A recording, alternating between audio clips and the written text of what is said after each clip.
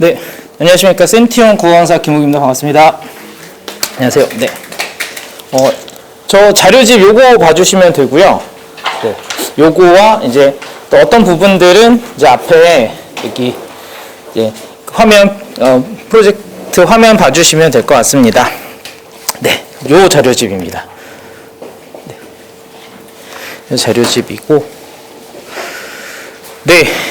우선 일단 이제 아이들 현대고 입학 너무 축하드리고 이제 얼마 안 남았습니다. 금방 입학입니다. 아이들이 들어갈 때 정말 각오 단단히들 하고 들어가는데 사실 1학기 중간고사 제일 중요합니다. 앞에서도 뭐 수시 얘기하셨던 것 같은데 수시 엄청 중요하고요. 그 수시 사실 큰 방향 결정 짓는 건 첫 번째 시험입니다. 그래서 각오 그대로 잘 준비해서 1학기 중간고사에서 꼭 좋은 성적을 받기를 기원하면서 저는 이제 요 자료와 함께 이제 현대고가 어떤 특징을 가진 학교인지 국어에서 어떤 특징을 보여주는지 그 부분을 어떻게 준비해야 될지 말씀드리도록 하겠습니다. 네, 앞에 제 사진이 있는데 이렇게는 안 생겼습니다. 실물은 요거보다 조금 옹졸하게 생겼습니다. 네. 먼저 소개부터 좀 드리고요. 저는 이제 센티어학원에서 수업하고 있고 이제 강남 지역에서 14년 정도 수업 진행하고 있고요. 그 다음에 압구정에서는 정보학원에서도 이제 압구정고, 현대고, 한대부고 등을 담당해서 수업을 진행을 했었고요. 네, 그만큼 오랫동안 이 지역에 있으면서 다양한 경험이 있고, 그 다음에 특히 자료, 이 지역, 그 다음에 강남 쪽에서도 자료를 많이 수업을 통해서 확보하고 있다는 말씀 드리고요. 지금 현재는 이제 대치세정학원, 대치명인학원, 반포송림학원 등에 출강하고 있습니다.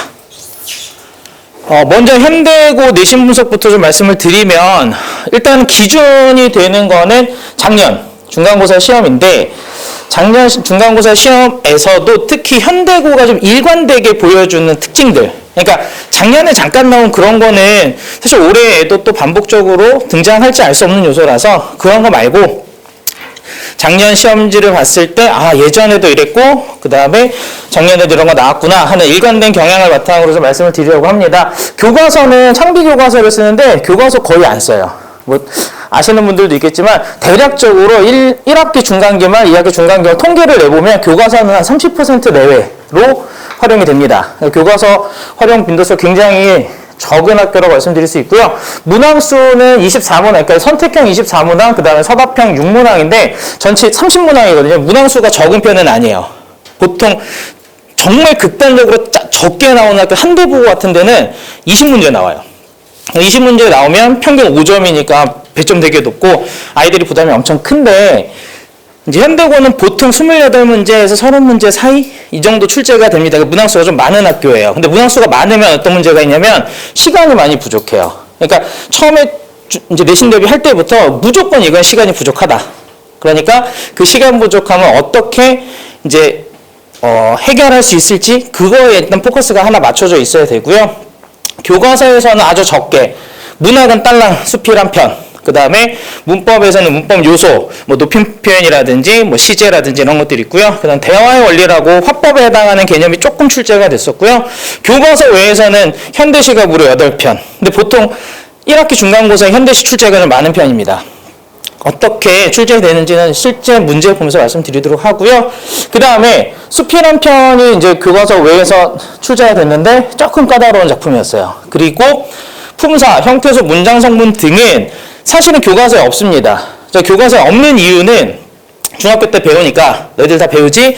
1학년에서는 기본적인 것만 하자. 이런 취지에서 교과서에서 뺐는데 뭐 아시겠지만 아이들이 중학교에서 배운다고 다 지식이 되는 건 아니죠. 정말 애들러서 말씀을 드리는 건데 다 이제 지워져서 올라와요. 그러니까 이제 학교에서는 저런 걸 하는 부분이 나쁘지는 않은데 이제 방향이 크게 두 가지가 있습니다.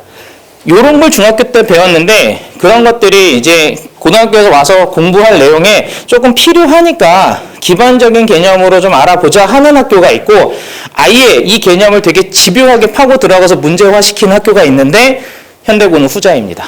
현대고는 후자고요.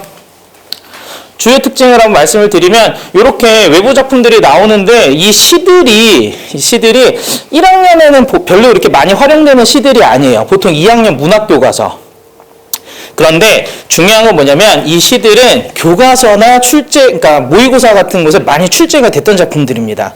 이게 무슨 얘기냐면 분석이 많이 되어 있고 다양한 정보들이 존재하는 작품들이라는 거예요. 근데 이 부분 되게 중요합니다.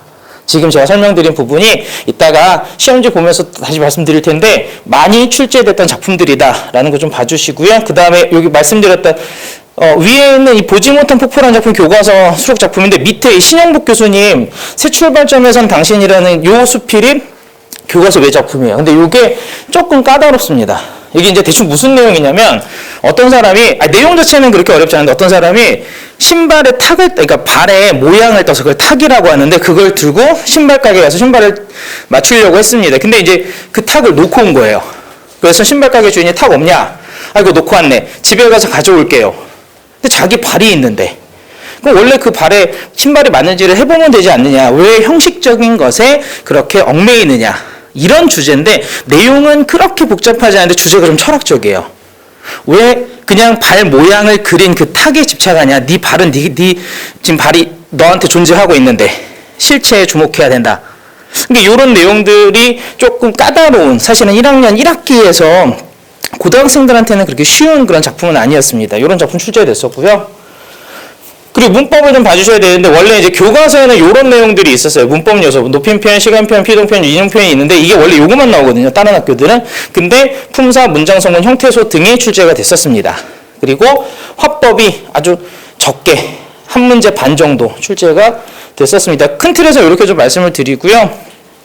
바로 이제 실제 문항을 한번 보여드릴 텐데 여기 좀 보시면 보기에서 나에 대한 설명으로 옳은 것의 개수는 이렇게 되어 있는데 이 나가 정주영의 비라는 작품이에요.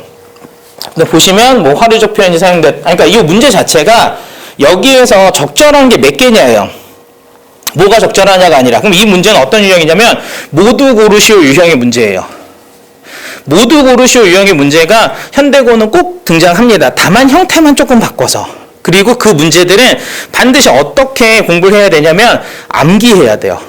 그러니까 학생들이 문학에 대해서 특히 이제 교과 내신 문학에 대해서 조금 오해하는 부분이 있는데 교과 내신 문학은 무조건 암기입니다. 무조건. 정확하게 암기해야 돼요. 근데 아까 제가 잠깐 말씀드렸는데 이 작품들 특히 정주영의 비라든지 아까 교과서에 그 시험범위에 있던 작품들이 굉장히 많이 출제된 작품이라고 말씀드렸죠. 그 부분 때문에 정보가 많아요. 그래서 암기할 게 많습니다. 정확하게 암기해야 되고 이 문제의 답은 5번입니다. 그러니까 5개가 다 맞는 거예요. 그러니까 이게 어떤 방향성을 보여주는지 아실 겁니다. 작품에 대해서 정확하게 기억해라. 이런 거였고요. 그 다음에 이제 두 번째가 가와나에 대한 설명으로 적절하지 않은 것은인데 이게 모의고사에 주로 많이 나오는 유형이에요. 작품 간 비교 대조. 이런 유형도 있고 이런 유형도 있습니다. 그냥 간단하게 가나 비교 또는 가와 보기 비교. 근데 형태는 다르고 이제 겉으로 봤을 때 완전 다른 문제처럼 보이지만 유형은 같아요. 앞에 있는 가나에 대한 설명이나 뒤에 있는 가와 보기나 똑같은 거예요. 비교되죠. 그러면 이 문제는 풀어봐야 돼요. 이 문제는. 그러니까 무슨 얘기냐면 가와나에 대한 설명이지만 사실은 가와나는 모두 화자의 정서 변화가 나타나고 있다. 그럼 이거는 가만 가지고 일단 접근을 해야 돼요. 가라는 작품에서 화자의 정서 변화가 나타나고 있는지를 판단해서 맞으면 여기다 동그라미 치고 넘어가야 돼요. 가와 나를 같이 풀면 절대 안 됩니다. 헷갈려요. 가에 해당하는 것들을 선택을 하고 그리고 나서 나에 대한 걸 선택을 하고 그러면 유형이 똑같습니다. 가와 보기는 모두니까 가에 대한 걸 선택을 하고 그리고 뭐 보기에 대한 걸 선택을 하고 이런 식으로 문제를 풀어야 되는데 이게 들을 때 그래 그렇게 풀면 되겠다 하지만 그렇게 안 돼요. 아까 처음 말씀드렸듯이 시간이 엄청 부족한 구조예요. 그러니까 몸에 완전히 딱 배 있어야 돼요. 이런 문제를 보면 가 읽고 가 관련된 거 탁탁탁 나 읽고 나 관련된 거 탁탁탁 그러려면 또 작품에 대한 암기가 되어 있어야 하고 입니다. 그 다음에 이제 서답형 문제가 있는데 이 서답형 좀 비중이 높은 편이긴 해요. 근데 서답형이 그렇게 어렵진 않습니다. 그러니까 뭐 이게 아주 중요한 것 같지는 않은데 보통 일반적으로 이제 저희는 서술형이라고 하죠. 근데 서술형을 정말 서술형 이렇게 이제 이름 짓는 학교가 있고 현대고처럼 서답형 이렇게 하는 학교가 있는데 서답형이면 보통 이제 약간 너무 이렇게 문장 형태는 아니에요. 단답형. 여기서 중요한 건 뭐냐면 문제의 의도를 파악하는 것인데 뭐 1번 같은 경우에서는 현재 눈이 갖는 역할을 간단히 서술해야죠. 문제는 쉬운데 이 문제는 잘 분석을 해야 되는 것이 뭐냐면 가에서 눈이 어떤 역할을 하는지 알아야 돼요. 이 시가 성탄제라는 시인데 그 시에 나오는 눈이라는 시어가 어떤 역할을 하는지. 그러니까 그냥 서술형 문제, 서답형 문제 비중 많고 배점 높고 이거 틀리면 안 돼. 저는 계속 얘기를 할 거거든요. 감점 당하면 안 돼. 이런 얘기를 계속 할 거기 때문에 시험장에 들어가서 잘 풀어야지. 근데 문제를 대충 보면 절대 안 돼요. 여기서 확실하게 눈이 뭔지 작품을 다시 가서 확인을 하고 뭘 써야 될지 떠올린 다음에 써야 되는 유형이고요. 이 같은 경우도 A와 문맥상 의미가 유사한 대상인데 이 A가 아까 제가 잠깐 설명드렸던 그 수필, 탁을 가지고 가지 않았던 사람의 이야기에서 탁과 족이라는 게 나오는데 족이 자기 발이에요. 그럼 그 발이 뭐에 해당하냐면 실체에 해당하거든요. 그러면 그 실체라는 의미와 유사한 걸 이 시에서 찾는 거죠. 그럼 문제풀이의 과정이 어때야 되냐면 A가 이 수필에서 무슨 의미인지 문맥적으로 그리고 거기서 해당하는 것이 이 시에서는 어떤 것인지를 연결시키는 과정.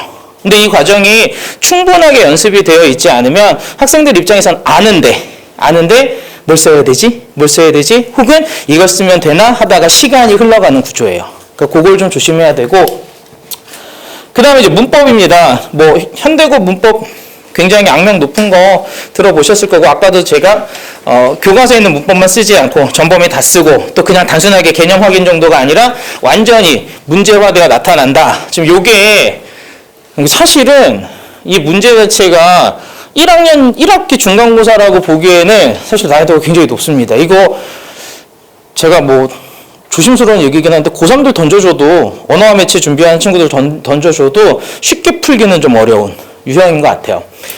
한번 문제 한번 잠깐 봐주시면 보기는 각 품사가 어떠한 문장 성분으로 쓰이는지 설명하기 위한 것이다. 그러니까 품사와 문장 성분이라는 두 개의 개념을 연결시킨 거예요. 그리고 이에 대한 설명으로 적절하지 않은 것을 뭐 이런 거 줍니다.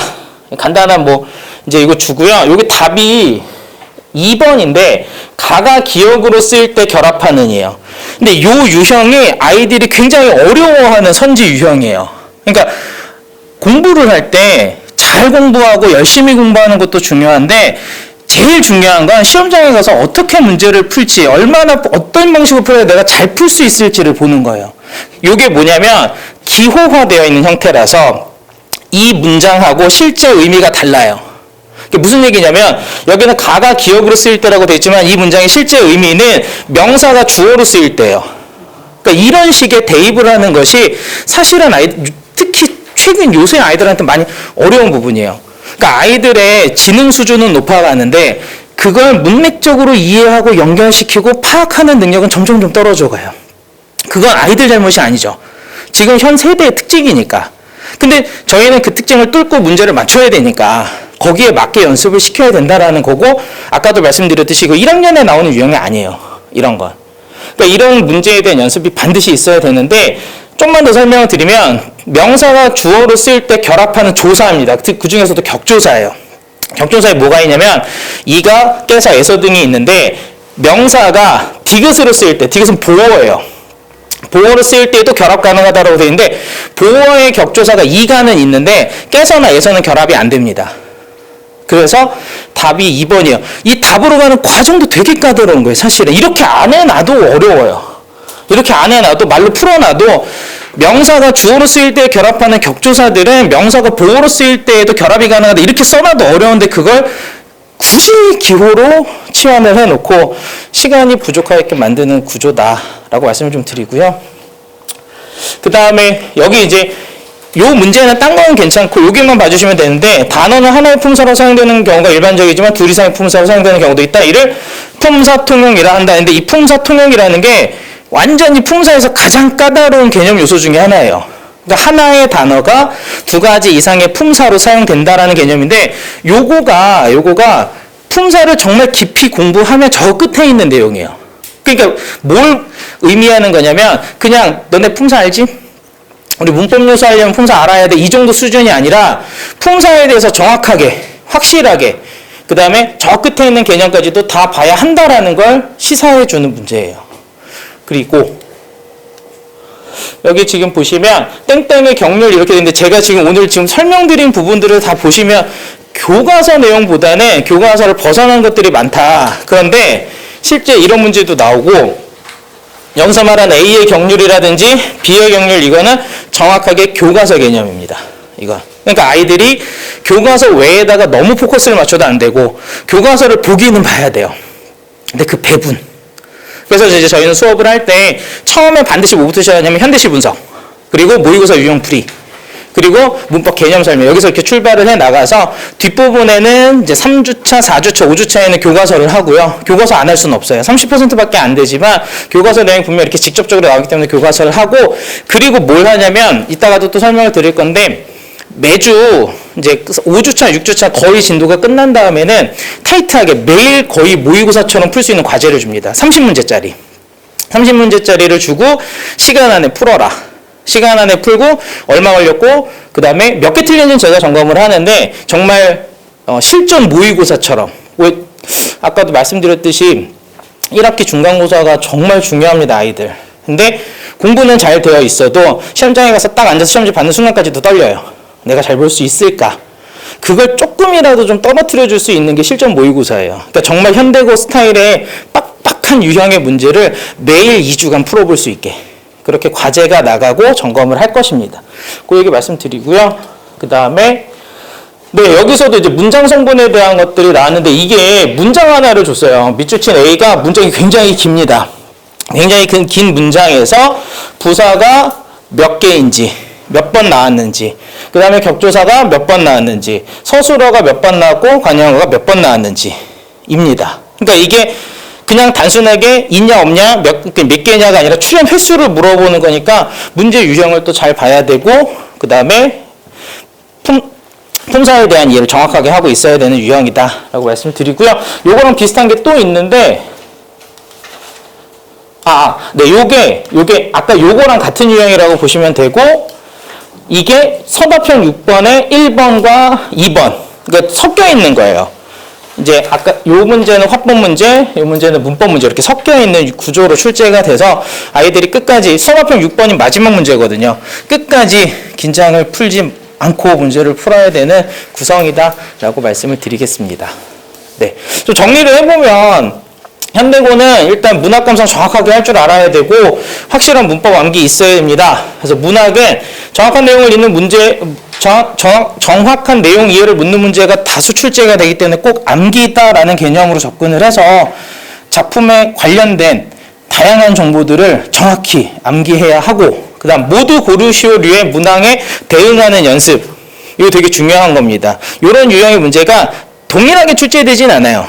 또 몇 개냐 이렇게 물어보는 문제가 나올 수도 있고, 아니면 뭐 모두 고르시오에서 뭐 정답 3개 뭐 이런 식으로 나올 수도 있고, 유형은 다양하니까 대단한 연습 필요하고, 문법 같은 경우도 교과서 외 문법 요소에 대한 이해와 암기 필요하고, 특히 모의고사 유형의 문제풀이 연습이 필요한데 서술형 문제를 제외한, 서답형 문제를 제외하고 객관식 문제들은 좀 모의고사 유형의 문제들로 많이 구성이 되어 있습니다. 그런 문제들을 좀 많이 봐야 하고, 서술형 같은 경우에는 아까 보여드린 것처럼 문제 의도 파악을 정말 잘해야 돼요. 난 빨리 쓰고 싶고 정확하게 쓰고 싶고 시간 관리하고 싶다고 해서 대충 읽으면 전혀 다른 답을 쓰게 돼요.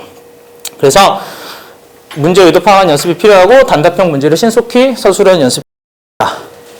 그래서 말씀을 드리자면 참 대응하기 어려운 문제 유형이에요. 국어가 참 대응하기 어렵고 아이들이 공부해야 될 것도 많고 암기해야 될 것도 많고, 그리고 거기에 대해서 계속 좀 불안하게 좀 뭐랄까 생각을 가질 수도 있는 유형이다. 근데 또 정리를 해보자면 그건 모든 학생에게 다 똑같이 적용돼요. 모든 현대고에 진학한 학생들에게. 그러니까 내가 남들보다 더 많이 외웠고 내가 남들보다 더 많이 문제 유형에 대응했고 하면 그러면 충분히 대응할 수 있는 유형이라고 말씀드릴 수 있습니다. 그래서 저희 이제 뭐 아이들 관리하고 이런 부분들 다 뭐 비슷합니다. 뭐 다 학원에서 열심히 당연히 아이들 관리하고 하죠. 근데 뭐 요새 아이들 말 중에 그런 표현이 있습니다. 관상이 과학이다. 저는 어떤 선생님들 보면 이제 같이 일하는 선생님들 보면 되게 카리스마 있게 아이들 막 쫙 이끌고 막 사투리 쓰시고 막 욕도 막 하시면서 애들 딱 휘어잡고 막 이런 선생님들 계셔서 한번 흉내 내보려고 했는데 안 되더라고요. 전혀 안 되고 저는 그런 특징을 가지고 있는 것 같지 않습니다. 저는 두 가지 특징이 있는데 하나는 잘 설명할 수 있어요. 아이들이 잘 이해할 수 있게. 오늘 제가 말씀드렸던 부분들 어머니도 한번 복기해 보시고 제 이야기가 잘 이해가 되셨는지 한 번만 생각해 봐 주시면 아이들도 비슷하게 그 이야기를 이해하지 않을까. 하나가 하나랑 아까 말씀드린 것처럼 제가 좀 옹졸하게 생겼는데 눈코입도 좀 작고 아이들한테 끝까지 꼼꼼하게 하나하나 너 이거 했니?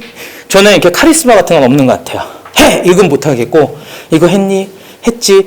학교 뭐 그렇게 가깝진 않지만 그래도 대치동에 있는 학교보다 학원들보다 여기가 가깝잖아요. 와서 잠깐 점검하고 갈래? 그래서 뭐 카톡 아니면 뭐 문자 아니면 줌 아니면 유튜브 어떤 걸 이용해도 좋으니까 질문하고 그래서 그런 식으로 끊임없이 꼼꼼하게 그래야만 해요. 이 학교는 암기를 할 요소들이 많고 문제를 풀어야 될 것들이 많기 때문에 그리고 2주간의 그 모의고사 정말 실전 모의고사 12회분 그건 하고 질문이 많거든요. 그건 수업 시간에 안 끝나니까 잠깐 올래? 지나가면서 들을래? 이렇게 해서 아이들을 관리하고 좋은 성적을 꼭 만들겠다는 말씀 드리면서 저는 여기까지 하고요. 혹시 또 궁금하신 부분 있으시면 언제든지 학원 측 통해서 문의 주시면 최선을 다해서 답변 드리도록 하겠습니다. 네, 국어를 배우다 김욱이었습니다. 감사합니다.